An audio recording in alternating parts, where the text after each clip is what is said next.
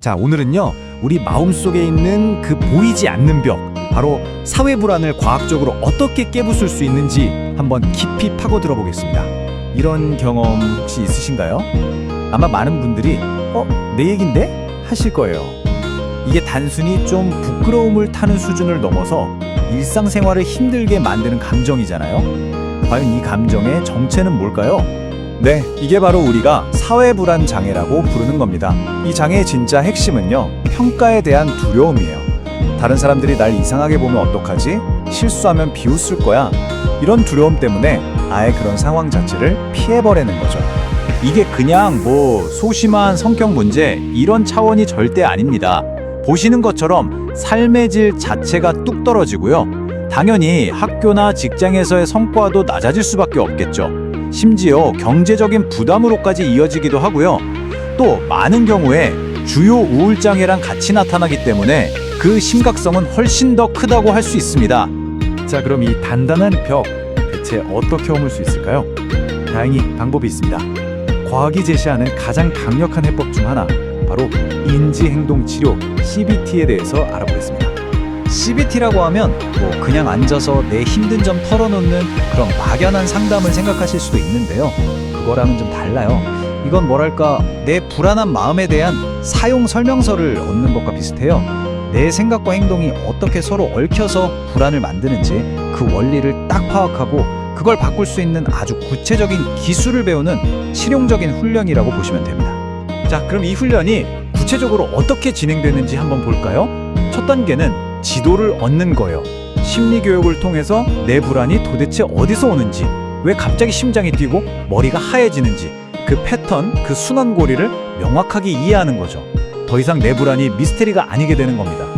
다음은 내 마음속 탐정이 되어보는 인지 재구성 단계인데요.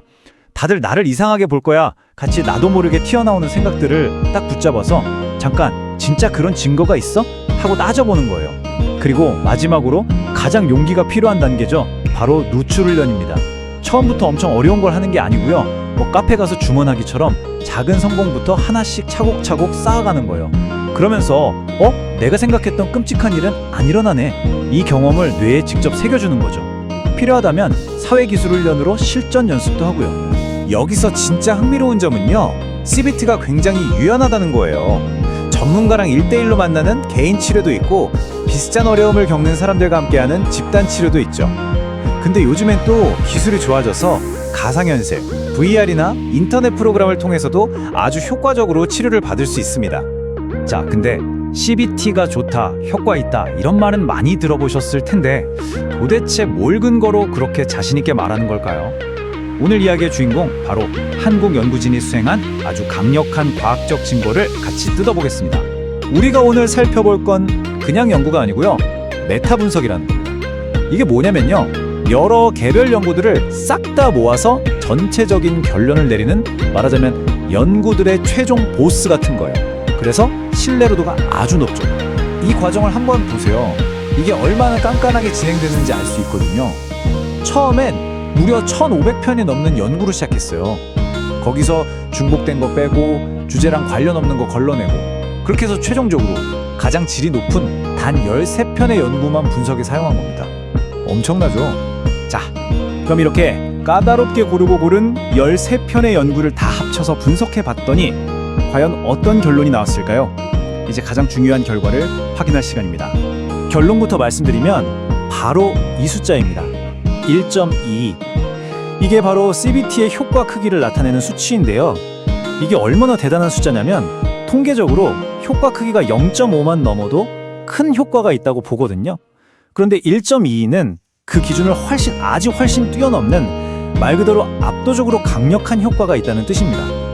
그리고 더 놀라운 건요, 이 그래프를 보시면 알 수 있어요. CBT는 그냥 겉으로 드러나는 사회불안 증상만 줄이는 게 아니었습니다. 불안을 계속 유지시키는 그 근본적인 생각의 틀이 있죠. 그것까지 개선하는데 아주 큰 효과 0.93이 있었고요. 또 사회불안과 자주 함께 나타나는 우울증상을 완화하는데도 역시나 큰 효과 0.69를 보였습니다. 자, 그럼 여기서 또 이런 궁금증이 생기죠. 알겠다, CBT가 효과적인 건 알겠는데 그럼 어떤 종류의 CBT가 제일 좋은 거지? 뭐 개인 치료가 나을까? 아니면 집단 치료? 아니면 최신 VR 치료? 연구진이 내린 결론은 정말 의외였습니다. 이 슬라이드의 인용문처럼요. 분석해보니까 치료 유형에 따른 효과 차이가 정말 전혀 나타나지 않았다는 겁니다. 그러니까 핵심은 바로 이겁니다. 개인 치료든 집단 치료든 인터넷으로 받든 어떤 형식이냐는 중요하지 않다는 거예요.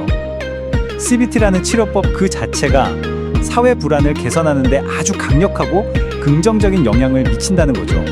이 모든 과학적 증거들이 우리에게 전하는 메시지는 과연 무엇일까요? 저는 한 단어로 요약할 수 있을 것 같아요.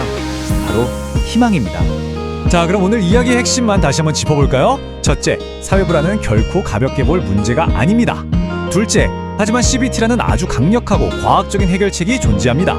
셋째, 특히 한국의 최신 연구를 통해 CBT가 정말 압도적으로 큰 효과가 있다는 게 확인됐죠. 넷째, 불안의 뿌리와 우울감까지 다룰 수 있고요. 그리고 마지막으로 제일 중요한 것, 어떤 형태로든 CBT를 받기만 한다면 효과를 볼 수 있다는 사실, 이건 정말 중요한 희망의 증거입니다. 그래서 마지막으로 이런 질문을 던지면서 마무리하고 싶습니다. 효과가 이렇게나 명확하다면 이제 우리의 과제는 이 강력한 도구를 심리적인 고통을 겪고 있는 모든 사람들이 더 쉽고 더 편하게 접하고 활용할 수 있도록 만드는 것이 아닐까요? 이 질문에 대해 함께 고민해보면 좋겠습니다.